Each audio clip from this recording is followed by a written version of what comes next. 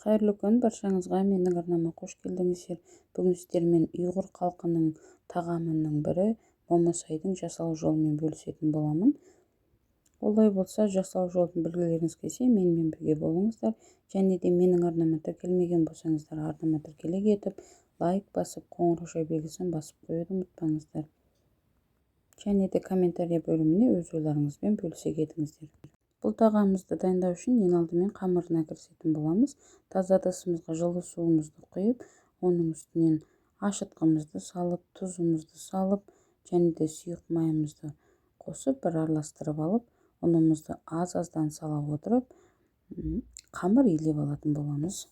Осы тағамға қажетті заттардың барлығын мен описание бөліміне жазып қалдыратын боламын. Сол жерге өтіп, грамын, рецебін көрсеңіздер болады. Илеп алған қамырымыздың үстінен қажетінше сұйық майымызды қосып, қолымыздың көмегімен жақсылап иі қанғанша басып алатын боламыз. Осы илеп алған қамырымыздың бетін пищевой пленкамен жауып, бір немесе 1,5 сағатқа қамырымызды көтерілуге қоятын боламыз. Жылы жерге орап қоясыздар. Подливімізді дайындау үшін ең алдымен керекті заттарымыздың барлығын аршып, тазалап, жуып турап алдық.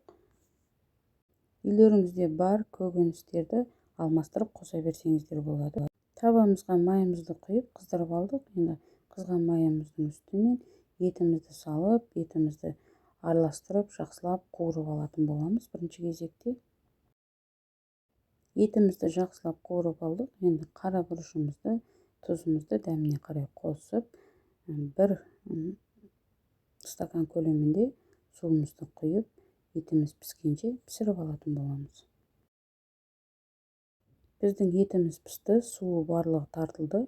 Енді келесі кезекте сәбізімізді, сарымсағымызды қосып, тағы да жақсылап қуыратын боламыз.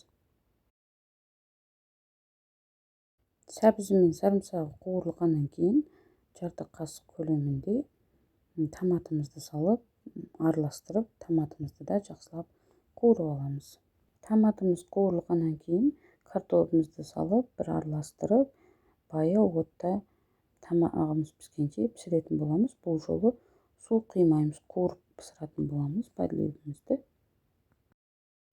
Қамырымыз көтерілді, 1 сағат көлемінде тұрды.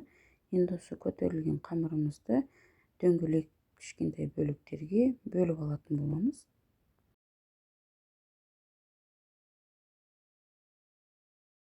Қамырымызды мантыварка деп пісіреміз. Мантыварка деп пісіретін болғандықтан табағын майлап, қамырларыңызды осылай қолдың көмегімен жайып, ортасынан май жағып, мантываркамыздың табағына тізіп алатын боламыз.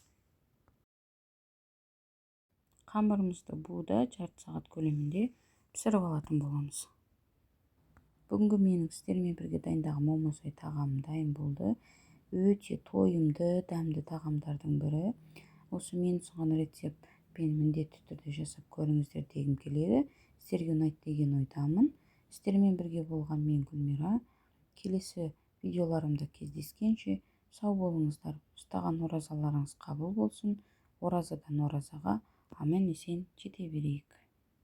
Және де менің арнамда жаңа көрермен болсаңыз, арнама тіркеле кетіп, лайк басып, комментария жазып, мені қолдап қойыңыздар.